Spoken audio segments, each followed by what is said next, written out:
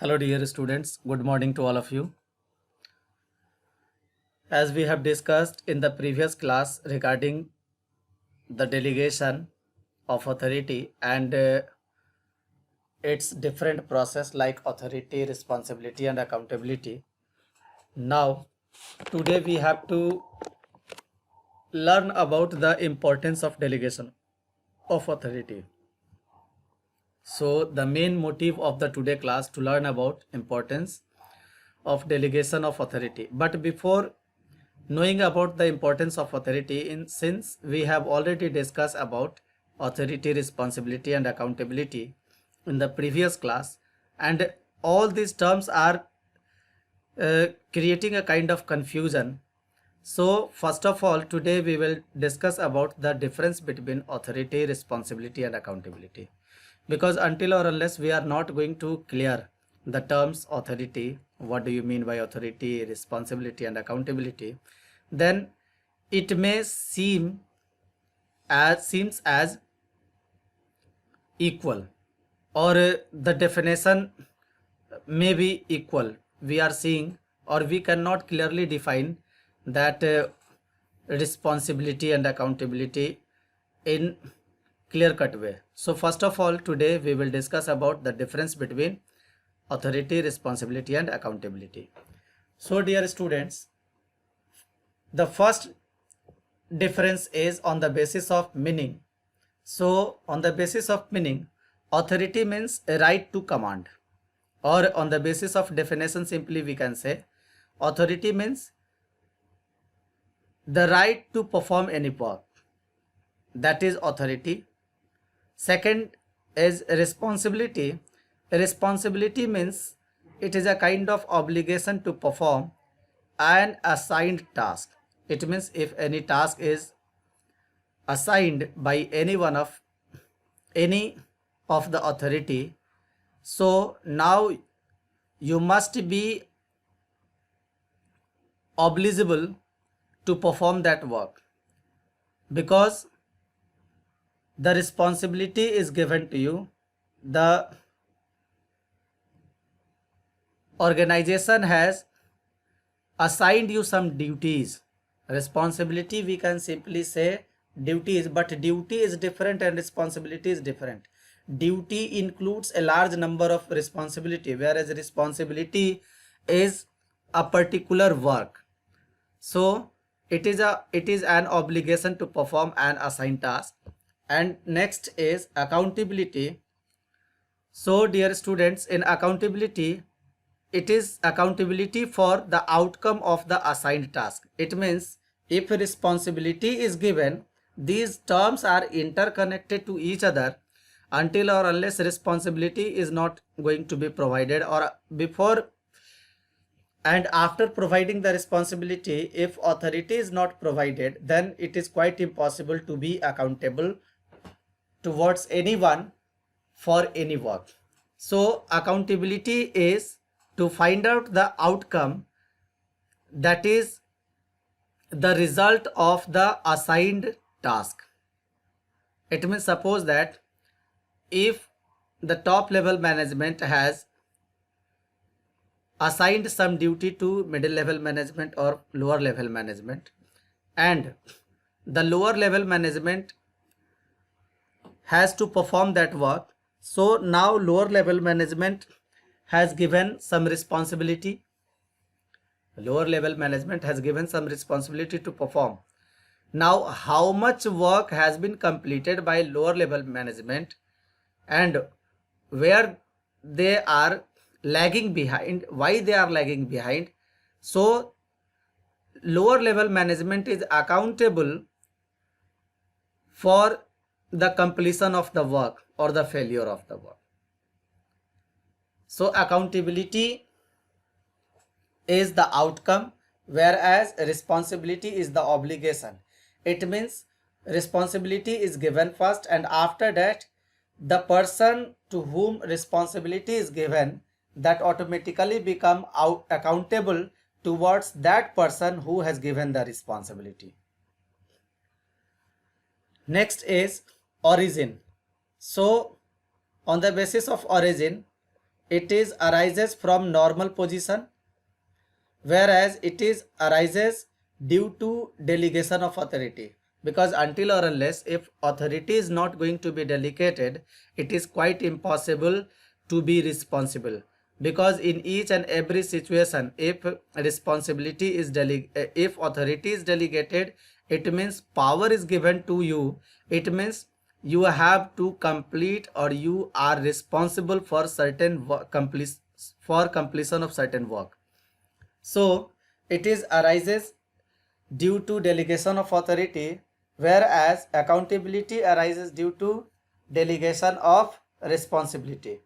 But authority arises from normal position, like distribution of the power in different distribution of power, not, it means providing such rights, not power. Rights are different and powers are different. So providing such rights regarding completion of any work, that is always in normal position, or always when the plan is going to be prepared. At the time of planning, these terms are generally discussed, or these terms are generally well planned, or these terms are included in the plan, that who will perform, how he will perform. So these are completely disclosed and discussed. Next is flow. If we talk about the flow of the order, so authority, regarding the authority, it flowed downward situation. It means from top to bottom. It means from superior to subordinates. Whereas responsibility flowed from upward situation. It means from subordinate to superior. It means lower level to middle level to top level.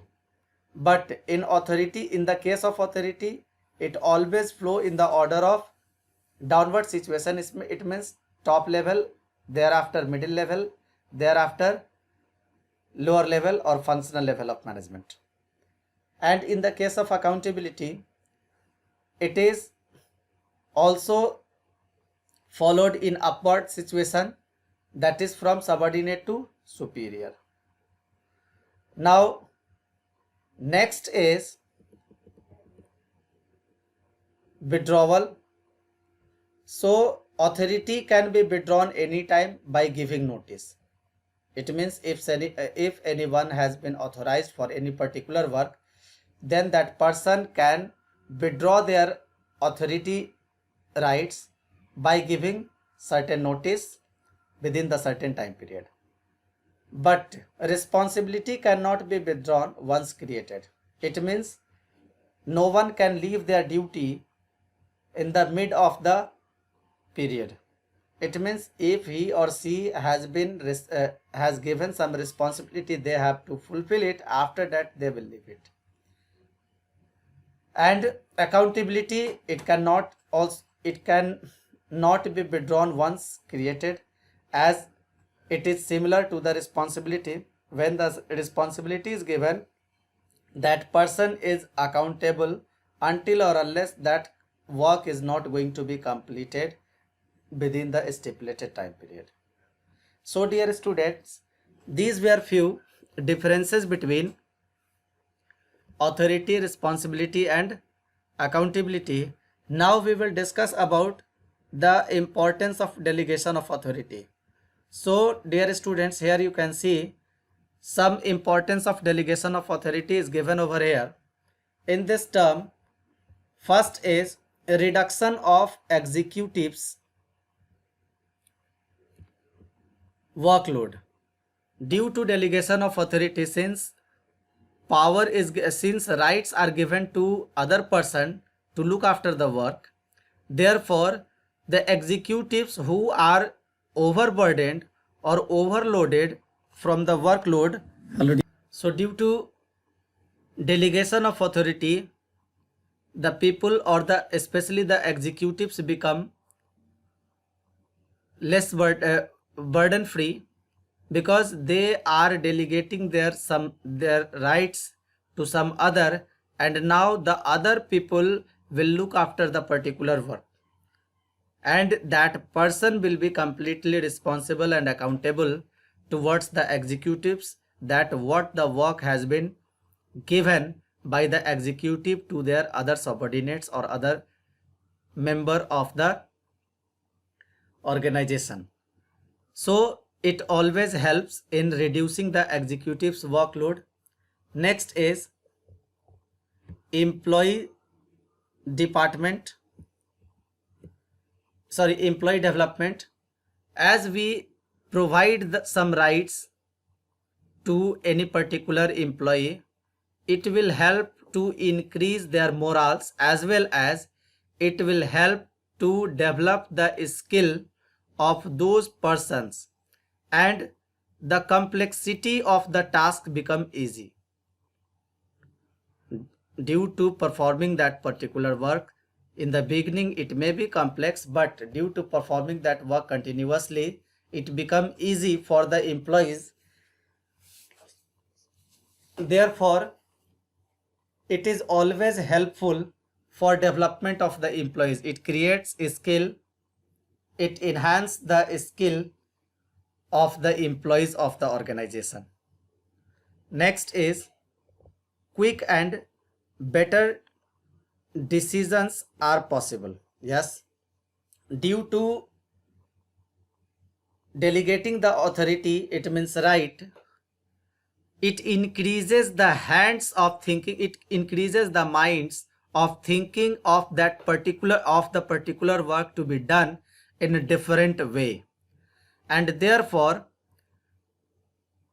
high level of thinking and different level of thinking, it may come to the point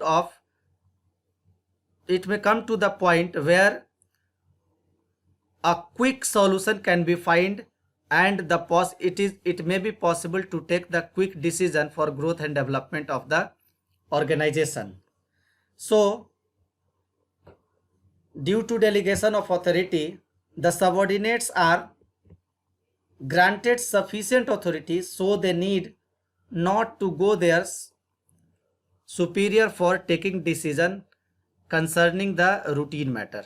Suppose that if any routine matter is there, again and again subordinates do not have to go, they can also take the permission from the foremen or the supervisor, whoever there, they can take permission from them, and it become easy to take the decision that which work will be performed first and which work will be performed after that work.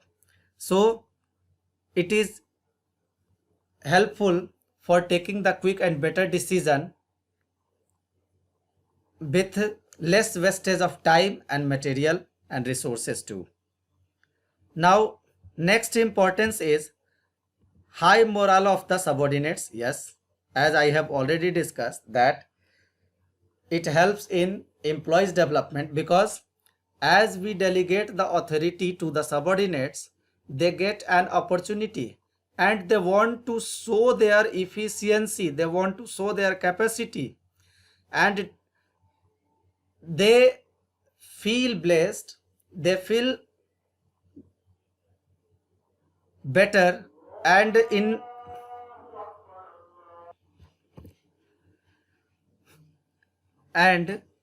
the subordinates are ready to perform their work fastly, and they are ready to exhaust their stamina due to high morale of the subordinates. So dear students, delegation always encourages the employees, the subordinates, as they are getting some opportunity to perform or to show their efficiency and effectiveness and or the capacity towards the management. So it creates a high morale, or it increases the morale of the subordinates. Next is better coordination. The element of delegation of authority, responsibility and accountability, it helps to define the powers, duties and answerability related to various jobs position, which results in developing and maintaining effective coordination. It means due to delegation of authority, the subordinates are able to maintain their proper channels and to maintain the coordination between the organization and employees and employees, and employer and employees too. So dear students, these were few importance of delegation of authority, but these are seem like few, but these are not few. These are super to accelerate the growth and development of business organization. So for any business organization, if the business organization is increasing, it means the morale of the employees are very high, and these can be done by delegating the authority to the subordinates by the superiors. So dear students, now thank you.